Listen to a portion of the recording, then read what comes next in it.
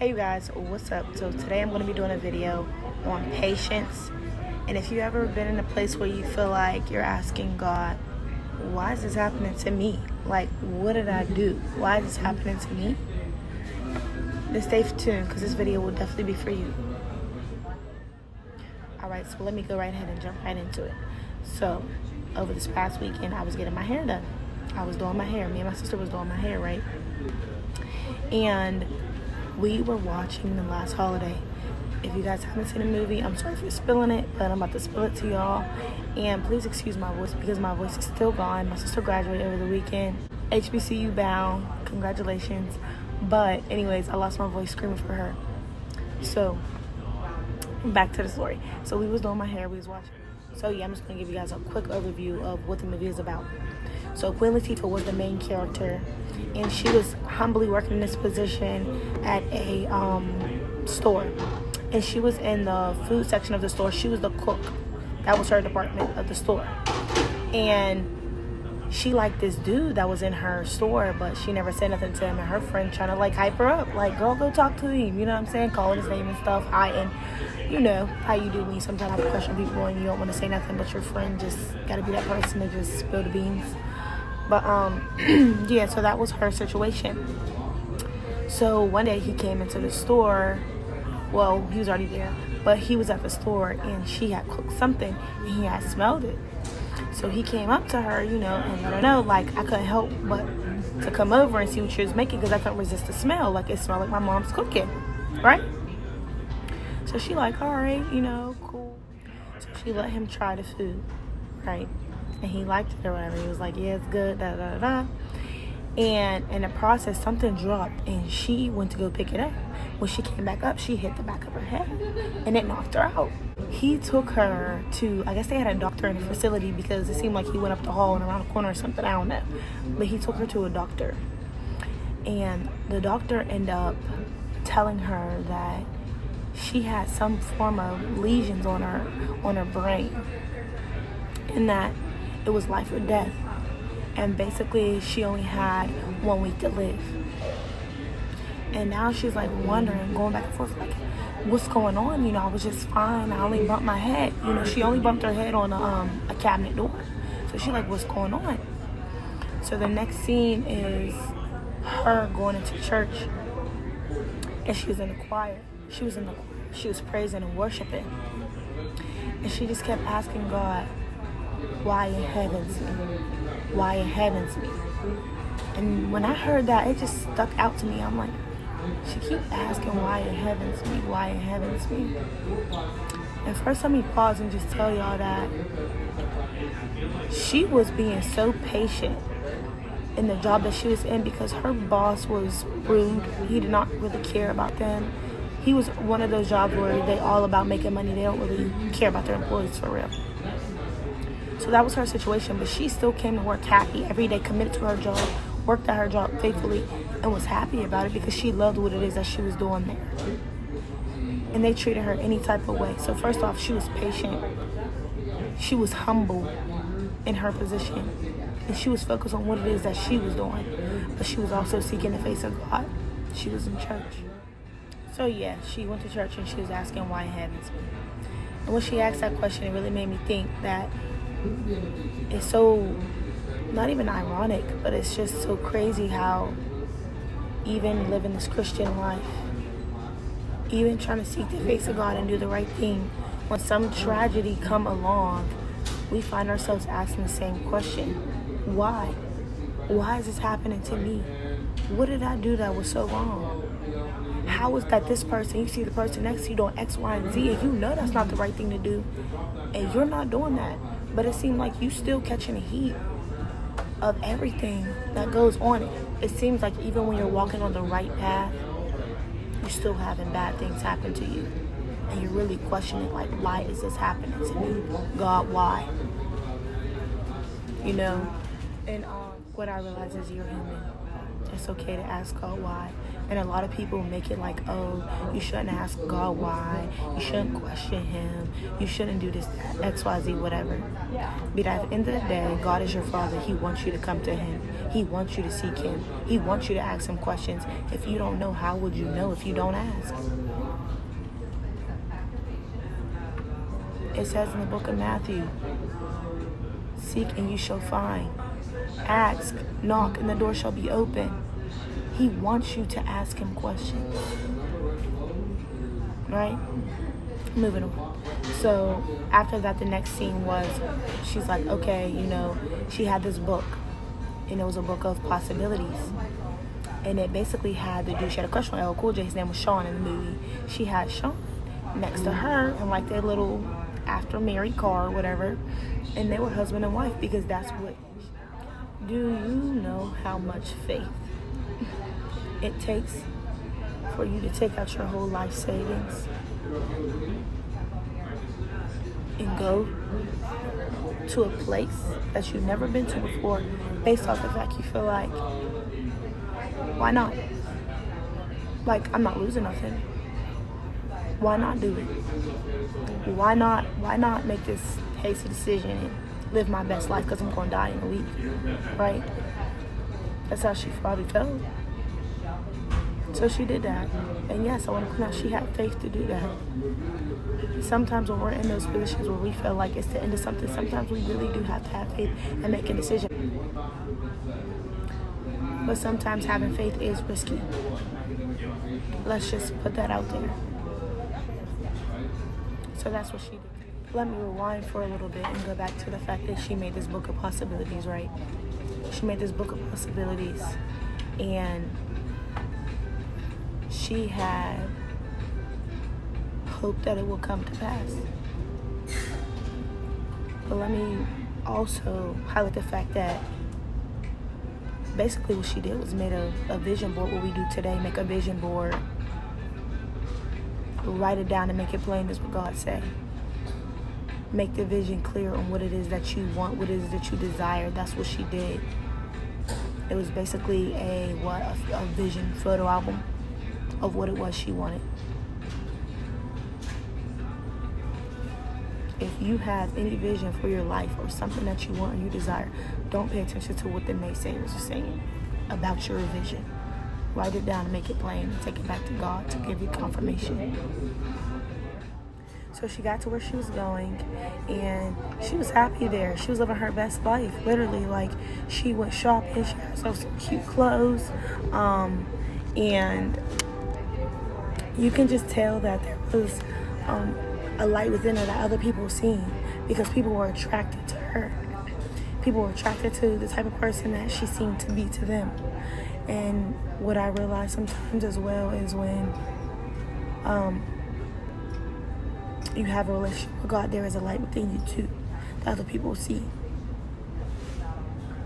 So she was just living her life. Like I said, she was doing activities, she was trying new things, and in the midst of it, there were other people there. Mind you, these were people who were more high class, sedity, and they were wondering who she was because they felt like she had a whole lot of money. So they like, who is this person? Who's this person? We don't know her. Why don't we know her? We need to introduce ourselves to her or something. And the people that were trying to figure out who she was, they were actually with the CEO of where she worked. So she was working in a department store, but she was in the same hotel as the CEO of her department store, right? So it gets to a point where they talk to her, they introduce themselves to her, and they really like her. You can tell that everyone is taken to her, and they're not taken to the CEO. So the CEO goes digging behind her, trying to figure out who she is, paying the room service, basically, to figure out information about her. He basically just tries to tell everyone who she really was, like that she really wasn't rich and that she really worked for them. And she came out and said it, like, what she came out and said the truth, like, yeah, that's who I am, and she was never trying to hide who she was. And it just really made me think, like, sometimes people are attracted to your light, and they may not even know who you really are. And you yourself may think that you're nobody, but just because you consider yourself a nobody, that doesn't mean God don't think you're somebody. Those that was around her were showing her that she was somebody to them. She made a difference to them. She showed them a positivity that obviously they never experienced. And the CEO, really, it was jealousy. It was jealousy. He was jealous of the light that was within her. And you will find yourself in that position. Sometimes people are so busy trying to assassinate your character, they don't even see the light within you, or they're simply jealous of the light within you. So they want to make you look bad. But what stuck out to me is the fact that no matter how much somebody tries to assassinate your character, the truth will always show. Somebody will still find out the truth of who it is that you really are. And once they do, they're going to recognize who the person really is. And they're not going to want to be around that person because they show their true colors. And guess what? That's what happened in the movie. They realized what type of person he really was, and no one wanted to be around him. It got to the point where the CEO was even trying to compete with her in things like, she did like some type of skydiving, I don't know what it was, but she basically did some skydiving, ended up at the bottom. And she was skiing, and showed scene when she was skiing, and he kept trying to compete with her. Listen, when God is taking you higher, if you haven't watched my last video, first off, go watch my last video. Go watch the last 2 videos. Because when God is calling you higher, there will be people who may try to compete with you for real. But you have to be disciplined enough to stay in your lane. Don't look to the left or to the right of you. Stay in your lane. Because it's not a competition. And it's about where God's taking you. It's not about how fast you can get there. So yeah, basically the CEO was basically doing things to try to assassinate her character and make other people not like her because he was jealous of her.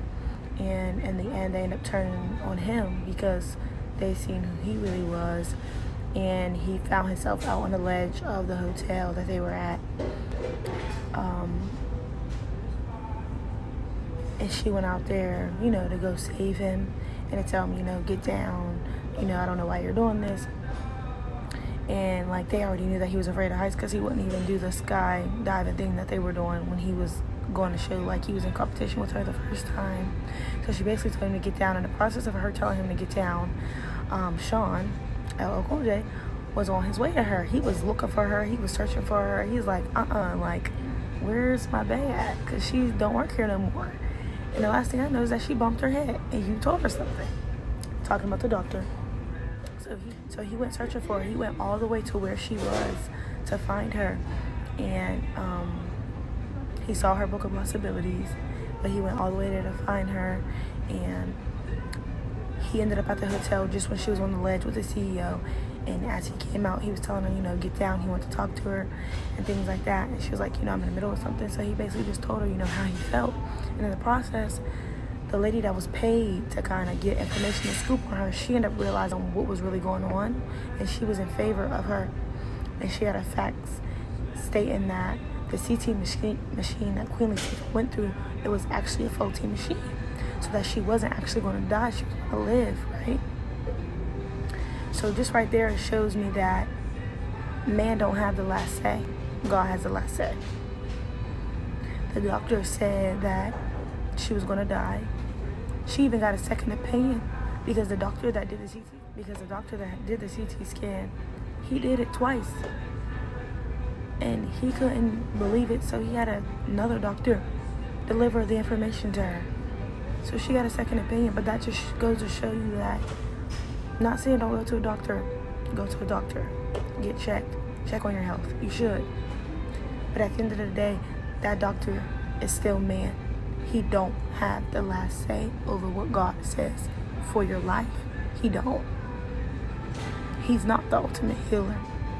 God is. She ended up getting everything that she wanted in her possibilities book. At the end, it showed that her book of possibilities turned into reality for her. She didn't only receive everything that she hoped for, but she received that and some. Sometimes we have these expectations, or sometimes we have our faith put into something, but in the middle of a tragedy, we lose faith on that thing, thinking that God won't still provide us the promises, thinking that He won't still provide us with the desires of our heart. God will exceed your expectations. Whatever it is that you want, your Father wants to give you more than that. He wants to give you that and some. So when you find yourself in a space of asking God, why is this happening to me? Stop and think for a second. Although you may see it as an ending, although you may see it as a tragedy, although you may see it as something that's bad happening to you, keep in mind that God can change that whole situation around for your good. You may think it's a bad situation, but sometimes God is positioning you so He can transition you higher, so He can use you, so that He can prepare you where it is that you're at before you get into this new season. Sometimes that place that you feel like is a workplace is a place where He's healing you. Sometimes the place where you feel like, the God, why me? He's shifting things in your life. He's changing your character. He's renewing your mindset. He's changing your heart posture so that He can take you higher to where He's called you to be. And sometimes it's simply just healing. We often go through a lot of things as children that we don't necessarily take care of. The Black people, an example, they say it all the time, we don't believe in therapists. I'm not saying that's all Black people, but that's what they say. There's nothing wrong with seeking professional help. There's nothing wrong with that. Sometimes you need to take the time to figure all your past traumas out. Allow God to heal you in that space, or where you feel like you don't like, or where you feel like it's uncomfortable. Allow Him to heal you so He can exalt you to the next. More than anything, I know that God is speaking to me far as be patient. Be patient and stay committed to what it is you're supposed to be doing. Stay focused on me. Seek my face and everything else should be added unto you. Trust me. Trust me. And wait for me. I will give you the desires of your heart if you just wait on me. So the next day, I did my hair Saturday night. The next day was Sunday and Father's Day. And I went to church. And my pastor, Pastor Edwell, was preaching on patience. And I was like, look at God sending confirmation. You know? And he spoke on the story of how Abram's name was changed from Abram to Abraham. How God completely wiped his slate from who it is that he used to be, because He was pushing him into a new identity, into a new person. They weren't the same people, and He completely changed their name.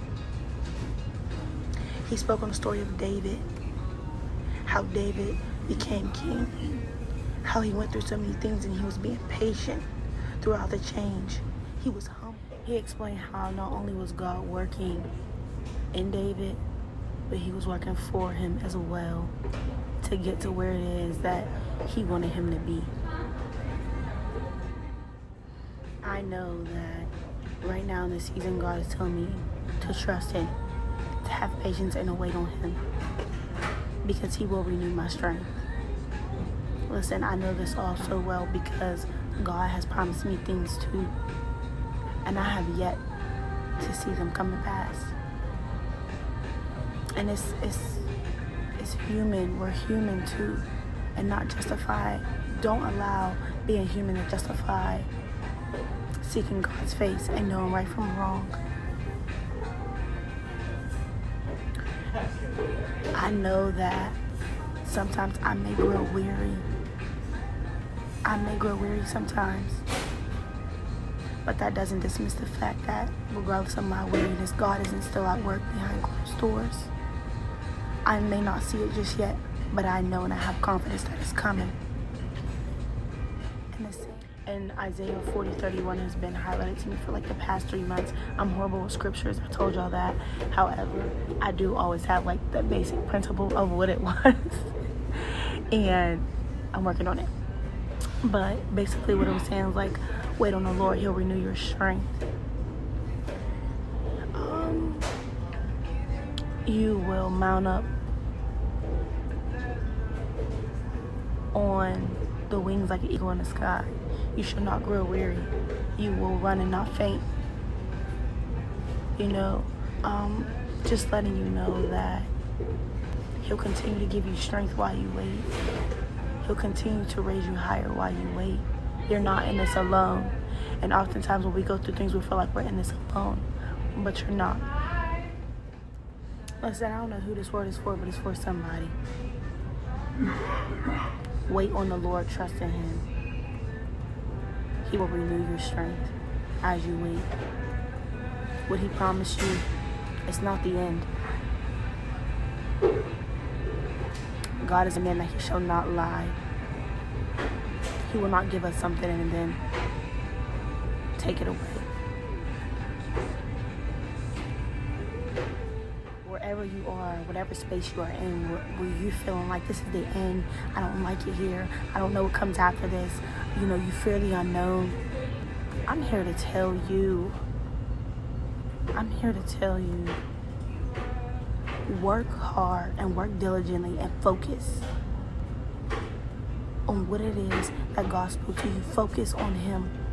If you don't know what else to do, seek Him, read His word, and pray. He will give you revelations. He will speak to you.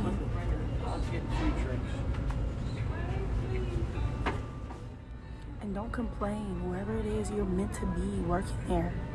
Whether it's a job, whether it's a space, whether it's around people, kids, whatever it is you're meant to be, and right there where you are, you're meant to be there. God can use you right there where you are. Like I said in the beginning, cry out to Him, seek His face, ask Him questions. He wants to help you. He loves you. He never planned on leaving you exactly where you are. That was never His intentions. Don't allow those around you to deteriorate your faith, because people will do that as well. You find yourself taking in too much of what others are saying around you, and it starts to affect your faith. While you are in the middle, do not grow weary. Do not grow weary. That is my biggest downfall, so I am here to help you guys. Do not grow weary. I know it gets hard. I know what it's like to have promise from God and haven't received it yet. I know what that's like, and it's frustrating. It gets frustrating.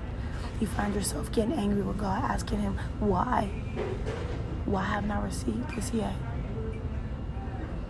And then when I went to church, it touched my heart, and I was so emotional. I was so emotional, like as soon as I left out of church. Even in church, I was bawling, and I could not stop, and I did not even know why. And then as I continued to think about it, God was revealing to me what the pastor said. He said, oftentimes we find ourselves getting frustrated with God while we're in the middle, because you are so focused on receiving the gift. It's not always about the gift. What if the gift that God wants to give you is simply Him? And that hurt me, because in a sense it was like conviction. Because why else would you be getting so frustrated if you're not so focused on the thing, with the stuff, whatever it is that He's going to give you? You're not focused on Him. You are now focused on what it is that's going to be given to you. Don't lose focus. Don't lose focus on who's really important. We often praise the gift and not the gift giver. So I really just wanted to provide y'all with the information that God's been depositing to me. I pray that it blesses someone. Like I said, I don't know who this word is for, but I pray that it blesses somebody. And I just want you to know that regardless of who it is that you think you are, regardless if everybody's saying that you're nobody, regardless if you feel like you're a nobody, you're somebody. You're somebody to God. And He is exalting you. He is taking you higher. He is calling you higher into a new position, into a new identity. The same way He did for Queen Latifah within the movie. She thought that she was nobody big. She was nobody important.